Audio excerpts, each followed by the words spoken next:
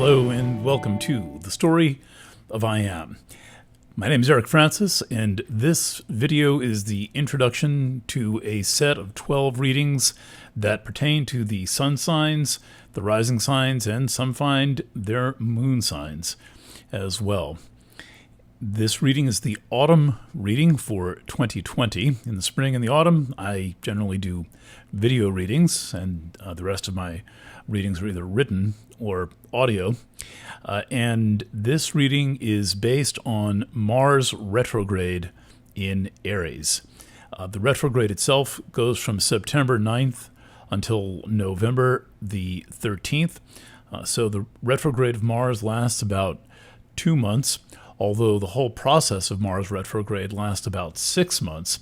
So there was a warm-up for about 2 months, which we're at the end of now, and then in about 2 weeks from the time that I'm doing this recording, on the 24th of August, there will be the actual station retrograde, and then the retrograde will happen, and we will get to experience that. And I'm here to talk about some of what those experiences might pertain to, and what I think the kind of the ultimate bottom line of this process is about.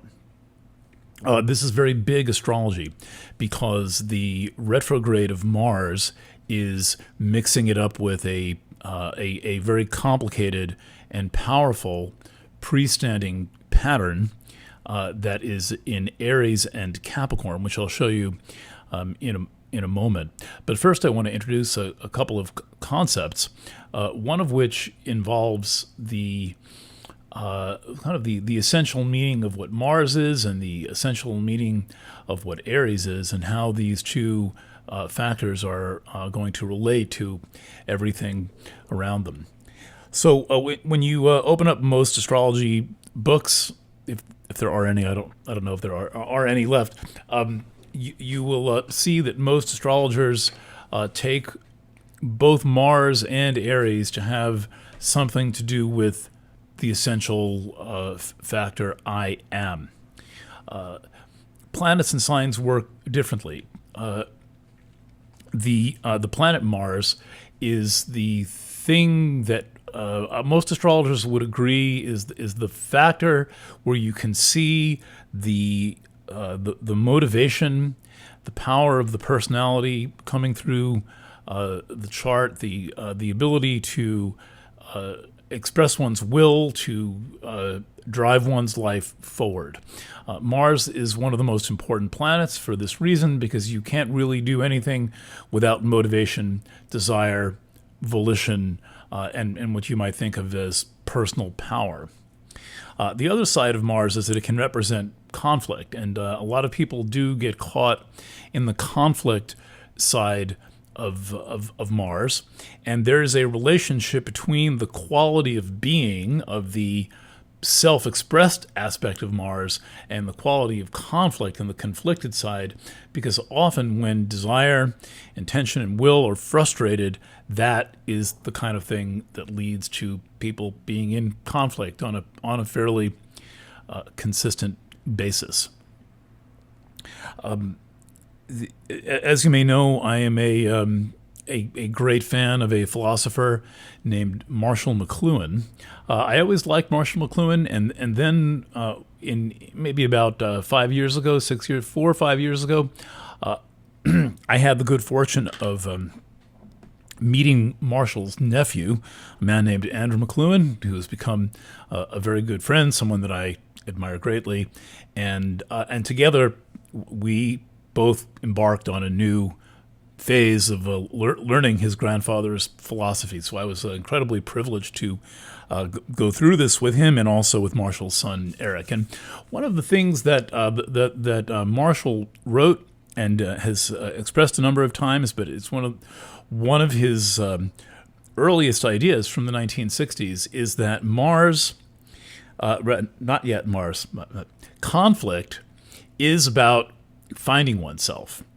That people engage in conflict as a means of self-actualization, as a means of realizing and becoming who they are. And countries do this. Countries go to war with each other to find out who they are. People engage in conflict to find out who they are. I think that there are better ways to do it, but if you're wondering why there's so much conflict in the world, part of why that is because there are so many people who don't really know who they are and who are trying to figure out who they are, and they may not have many other ways to go about it. So one of the forms that conflict takes is the kind of way that people tend to rub up against each other and get in these little spats. And sometimes it can be all-out war that people wage on one another. And there's a number of other possibilities in there, right, between all-out war and the typical bump and grind of conflict. I think there are other Mars factors that could make it easier to find out who we are without going through all this conflict. One of which is sex. It's taboo to say it these days, to emphasize this, but that's part of the problem. That's part of why people engage in so much conflict, is because other more peaceful approaches to self-discovery have been foreclosed. Sex is one of them. It is possible still, to arrange to find somebody with a similar philosophy. It does take some discipline and training to learn how to do this and how to express yourself in a sensitive and loving and creative way, to express Mars in a peaceful way. That's really what we're talking about. That does take work and training and the good fortune of finding others who are willing to take that trip with you. The other thing that could allow us to grow without much conflict would be work.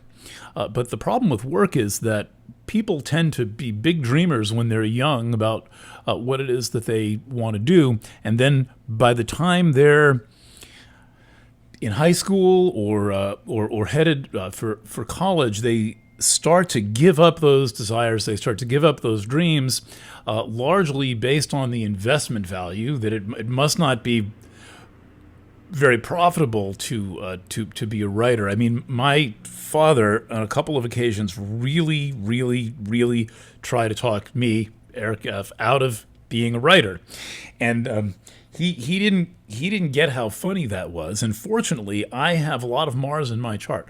Mars is the highest planet, conjunct Chiron. So Chiron is a little bit further up, right on top. And I was able to stand up for myself, and I was determined, and I felt my calling. I understood my calling. Not everyone has that. Not everyone has the ability to stand up to their parents saying, well, you want to be a bass player, but I think you should go to school for accounting. And then in school for accounting, you're not going to play very much bass. The chances are. So work would be a great way to express oneself, but those efforts tend to be frustrated by all kinds of other considerations, including the reluctance of the adults around us. All of this shows up in the chart for the Mars retrograde process. One other point before I get to the chart.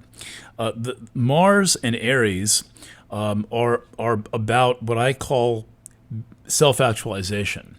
One of the things that's happened in Aries over the past century is that a planet called Eris has been present in Aries. And Eris is... I think of Eris, the goddess of discord, being about the discord and the chaos of what it means to be oneself. Now, this in times prior to modern times was very structured. You didn't have a lot of options. If you were part of tribal culture, you had absolutely no options whatsoever. Maybe the chief's daughter would have a couple of options, but maybe the shaman has a couple of options, but the shaman always has to be the shaman. So the tribe tends to take away identity.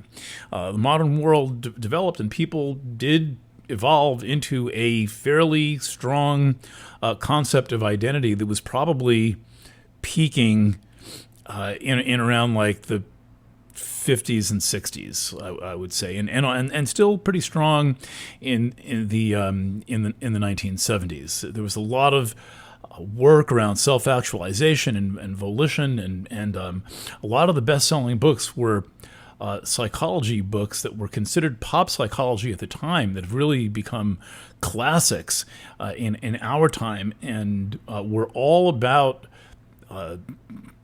human interrelationships with no spiritual overtones whatsoever. That came later.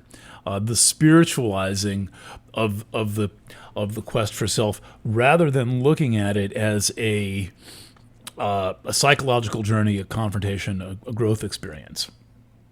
Okay, so what has happened to the whole energy field of Aries over the last 100 years is that it has been electrified, and the power of Aries seems to be about the power of the electrification of the concept of self, which drives people out of their bodies.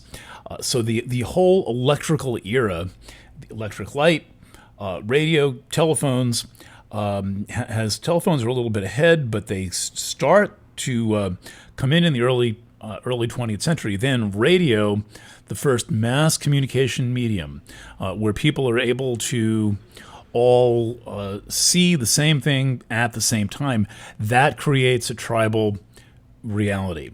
And so Aries has come with a retribalization of society. Aries has also come with driving us out of body and a consequent resulting chaos of what a person is. So when someone's out of body, it's very confusing. People who have left their bodies tend to be very confused about where they are until they somehow find a new orientation. All of the astrology right now is moving in the direction of Aquarius. I'm just going to lower the f-stop a little bit here. Good. We still are waiting for that plug-in to fix the abundance of light issue, because I use natural light coming in a window that's right there. Okay, so the astrology is all heading in the direction of Aquarius. I'll show you that how that looks in a moment. I've got the before and the after charts. But in December, Jupiter and Saturn go into Aquarius, and the great emphasis currently on Capricorn is taken off of Capricorn. A lot of things that were going on hidden behind the scenes will come to the foreground, and we will have some important things to confront as members of the group of people known as society. Whatever society you're in, most of my listeners are in Great Britain, England, Canada, the United States, all of which are facing similar crises. Very important to recognize that, really. The entire former British Empire is in the same hot water. We're all in this one together, and we should stand together on this. The problem with groups is that something is not really a group until it is a group of individuals. And what we mostly get in society are not groups, but masses. We get masses of people who are essentially thinking in a kind of a hive mind, like a bunch of hornets or a beehive or an ant colony. And that is not a group. That is a mass. And a group is a group of individuals, which means that to go to the space where we can actually function as a group, be collaborative and cooperate, one must individuate, and individuation is challenging these days because we are in the thrall of all this digitized reality. It makes it very difficult for people to conceive of themselves as having an interior life.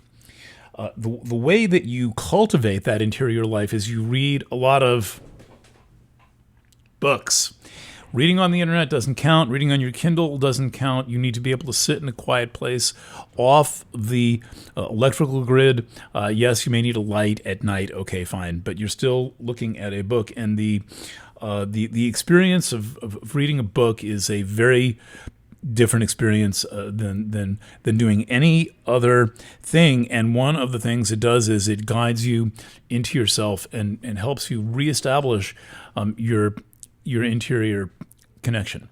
There's a few other ways to do this that don't necessarily involve conflict, although I reckon that there is going to be some conflict. But one of them is standing up for yourself. And look, I'm Cancer rising, Pisces sun. If I can stand up for myself, you can stand up for yourself. It happens to be a gift that I have. It's one of the things that facilitates my work as a journalist, is I don't take any bullshit from anybody, and I'm not afraid of my readers, my viewers, and my listeners. So I'm not going to get pushed around, and I set that boundary. And in many ways, that is a Mars boundary, and it's also a Saturn boundary. So we're going to need these modes of self-assertion, and we're going to need to be able to set boundaries, and meaning you understand what you want, you understand what points are negotiable and what points are not negotiable. And an important concept of boundaries is that time matters, and it matters a lot, and we respect the flow of time when we have good boundaries. So we're going to need this power of individuation when it comes time to function as a group. And one of the things that's going on as the emphasis shifts into Aquarius is that we're actually preparing for the arrival of Pluto in Aquarius in 2023 and 2024, and that looks to me like a whole lot of power drama delivered through the digital sphere. So what I see us in really is a somewhat desperate quest to maintain our personhood, to maintain our humanity, with a lot of influence coming in, to surrender our humanity, to surrender our bodily autonomy, and essentially to give up being human. Before I touch the chart here, or face it toward you, make a note that what is being called the coronavirus vaccine is not the same kind of vaccine that you got when you went to the doctor as a child. This is at minimum a vaccine with an electrostatic punch. It gives you a shock when you get the vaccine, which is supposed to engage certain cellular processes and parts of the immune system. Some of the concepts of the vaccine come with a kind of a, people don't like when I call this an implant, but it's like a readable tattoo, which to me is an implant. It didn't start in my body. And it's a kind of a digital device readable by a phone. Don't let anybody tell you that that's not an implant. The implant contains the hypothetical implant contains some connection to your larger database, and so essentially it's putting people on the internet. It's making humans part of the Internet of Things. This so boldly fits the astrology of Aries and Aquarius and the definition of what a person is, and what a person is in the context of the group, that I have no words for it. And I would encourage you, and I'm going to, in every thing that I write, say, do, and speak, and put on video, encourage you to maintain your bodily autonomy, and you not let anyone inject you with a chip. One other thing, this is not, I just watched a video of Bill Gates explaining what this thing is, and he had a model of DNA, and he said, okay, basically, this thing that his department is developing is going to turn every human being who gets the injection into a genetically modified organism. Really? I've done a lot of, I'm looking up at my cover image from an article I did for the Mountain Astrologer about Monsanto and its GMO project. We're now in GMO version 4.0, the genetic modification of every person. It's no longer about blending a fish and a tomato. It's no longer about making Roundup-ready crops. It's no longer about selling Roundup. No, now the genetic modification project is a lure that they're hoping will be voluntarily complied to turn every person into a genetically modified being. Uncontrolled experiment on the public. Talk about a surrender of bodily autonomy. Talk about becoming part of the mass, getting swallowed by the Borg. Star Trek always knows where it is at.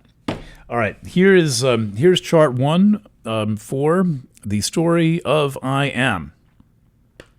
So let's take a few minutes and just look at the basic structure of this chart, which I'm going to go over for each of the signs in your reading. So I'll be doing a new chart for each sign. I'll have it and I'll explain it. But for this reading, I want to just map out the large structure of the cosmos at this time, and then give you a sense of where it's going. And then I've got the other chart here that looks at how the sky is going to look in December. Whole other reality. All right. So first of all, the big news in the sky is happening in Capricorn right now. Now, these planets should all have a little retrograde next to them. I didn't put that in, but Pholus is retrograde, Quaoar, Pallas, Saturn, Jupiter, and Pluto are all retrograde, and they're all in Capricorn. This is a smoke-filled room of businessmen and government leaders cooking up dirty deals. It is also, Capricorn being the sign of corporate business, and we are in an age right now where the corporations and the government have merged into one thing. We would not be able to withstand this. It would be impossible to tolerate this had we not been so preconditioned by our families, going back to the dawn of time. To the dawn of families, where families feel they've got control over the destiny of each child, and the child's not an autonomous being and has no concept of being an autonomous being. And in times not so long ago, the first child would inherit the family business, second child would go, son would go into the military, the third son would go into the clergy, and that was it. You were spoken for. The girls would all be married off to the appropriate person. People had no sense of individuality and autonomy, and we started to cultivate such a thing, but this is a deep process and involves people going through quite a bit of therapy so that they can unhitch the internal ties that bind you to the oppressive bullshit that families lay on people, and essentially through a combination of abuse, guilting, shaming, beating, sexual molestation, and other, suppress the identity of the child, and basically people enter adulthood without much to work with. But through the course of life, and particularly through, for example, Chiron transits, people can break free of these influences, which leads to what's going on in Aries. Conveniently, most of what I'm going to talk about is going on in two signs. In the Aries, so here's the Capricorn part of the chart up here, and Capricorn, everything here, what looks like house 10. And then here is Aries. And we begin Aries with Chiron in Aries. There's also a little planet back there that I've written about called, Salacia. Salacia is a diversity of themes, but you could call Salacia self-actualization through peaceful sexuality. So Salacia is right here. It's in a conjunction with Chiron. The conjunction spanned from 2019 to 2020. So that's hanging out there.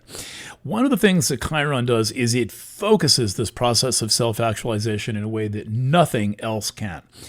It is the journey of self-actualization for most people. Anyone who comes to me for a reading, and this has gone on now for 25 years. I started in reading in 1995, so I'm up to 25 years. Is that how many? 1995, 2020?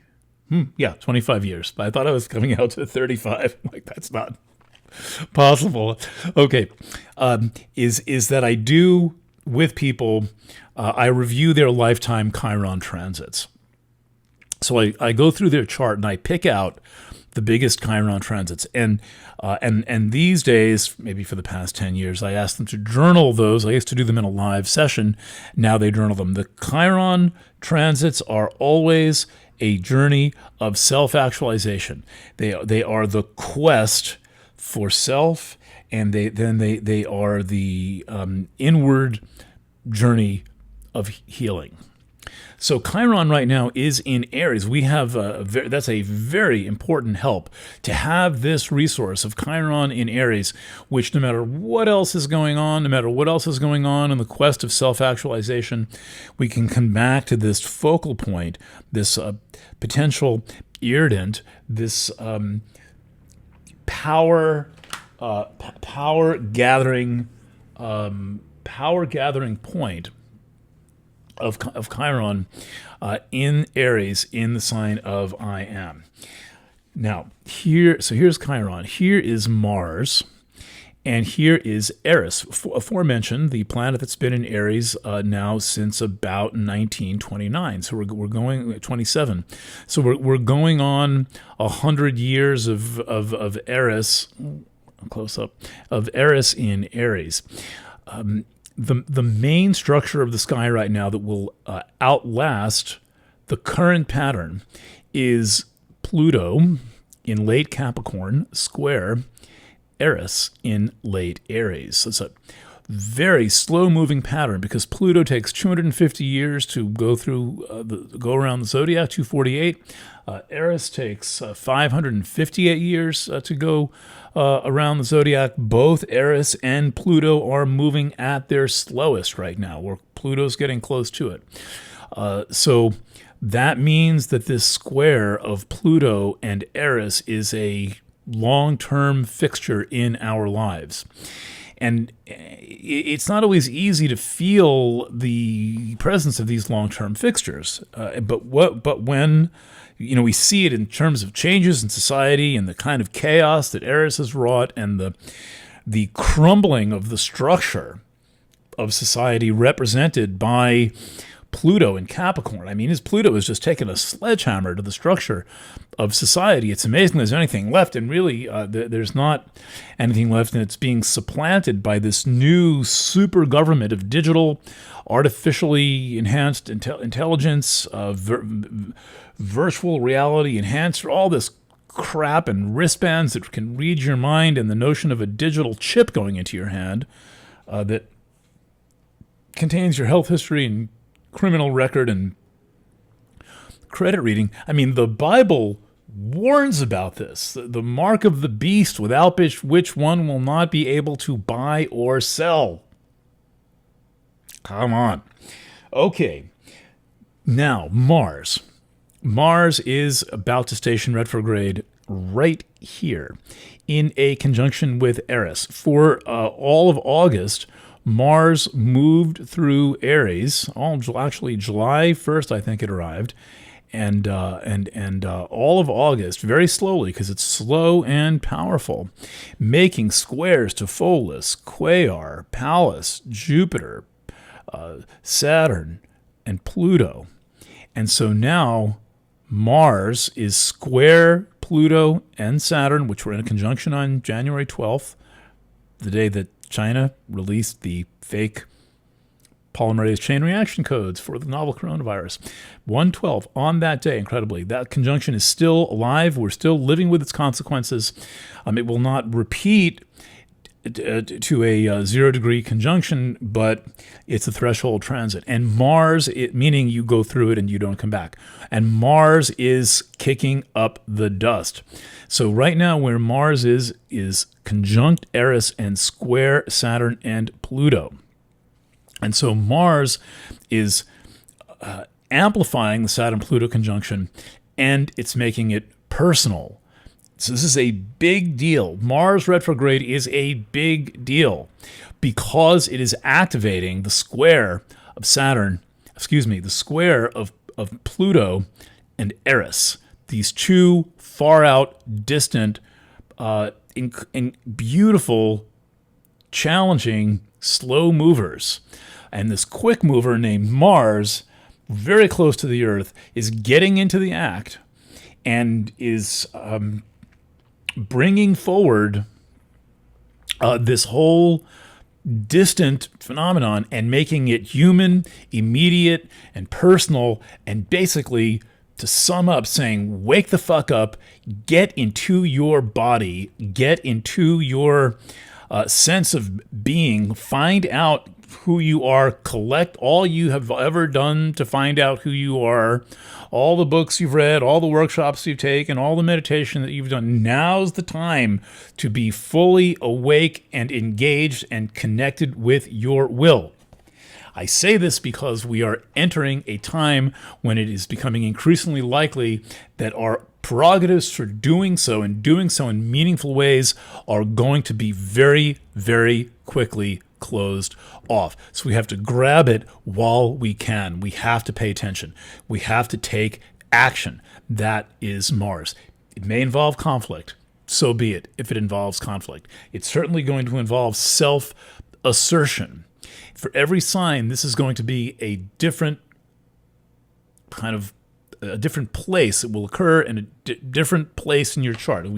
As we turn the chart for each of the signs, the Mars retrograde moves into a different relative position for everyone based on their birth sign or their rising sign. And so the nature of these readings is going to be to personalize this for you and to bring it into the context of the many other things that are going on in the sky right now, including the near completely overwhelming anesthesia of Neptune in Pisces.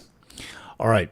That is what I have to say to you. I'm doing this on the 24th. This is the first of 13 videos that I'll be doing. They'll be about 35 to 40 minutes each. I usually get going, and then they get longer. But I find that with videos, it's best to cap the length, unlike on Planet Waves FM, where the show is up to 4 hours. But I don't really care. If you want to listen, you can listen, and it always ends with a lot of music.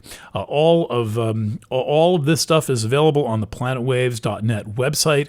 If you go to the readings link or scroll down the front page, you'll see the option to get the story of I Am. It is still at its introductory price. You may share it with your household. You may share it with friends. Of course, this kind of thing is our only source of income, so it's a kind of a fine line. But I do want to make sure that you have the ability to share it with people to whom you think it will matter, and just remind them what it is, if you do so, and send them our way, send them here to the source. Thank you for watching and for listening. Thank you for your trust. To do astrology, most astrologers don't acknowledge this, but it calls forth profound trust from the person who is allowing themselves to be taught or shown something potentially about who they are, to have their experience described by the astrologer. And so I want to thank you for your trust as well as for your business. And I'll be back with more. Okay, bye for now.